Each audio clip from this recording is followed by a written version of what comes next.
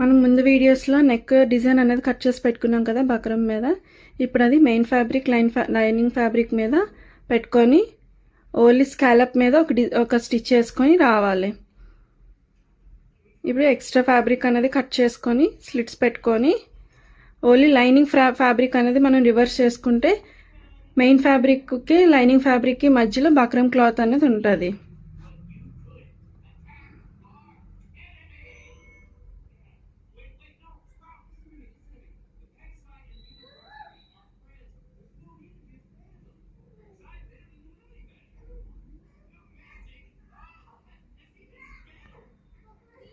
ఈ వీడియో మీకు అర్థం కావాలంటే ముందు వీడియోస్ కూడా మీరు చెక్ చేయండి, అవి కింద నేను ట్యాగ్ చేస్తాను.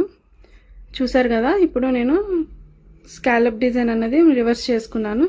ఇప్పుడు ఈ స్కాలప్కి అలాగా కార్నర్స్లో ఒక స్టిచ్ చేసుకొని రావాలి మనం.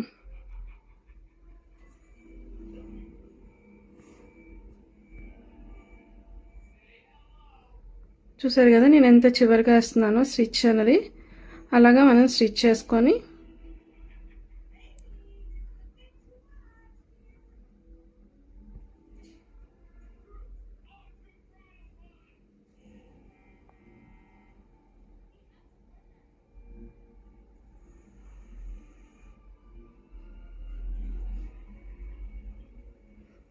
ఈ స్టిచ్చింగ్ అనేది నీడలు దించి పాదం ఎత్తుకొని నీట్గా మనం ఆ కర్వ్స్ దగ్గర మనం నీట్గా స్టిచ్ చేసుకుంటే అవుతుంది.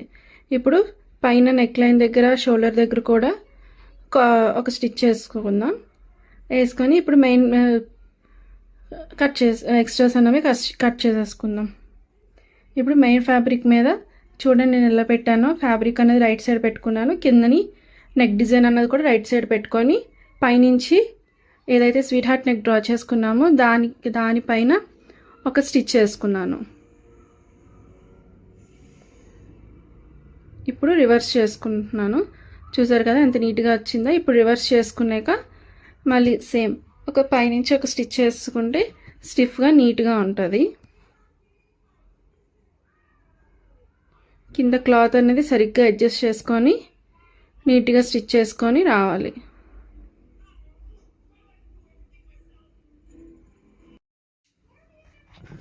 చూసారు కదండి ఎంత నీట్గా వచ్చిందో.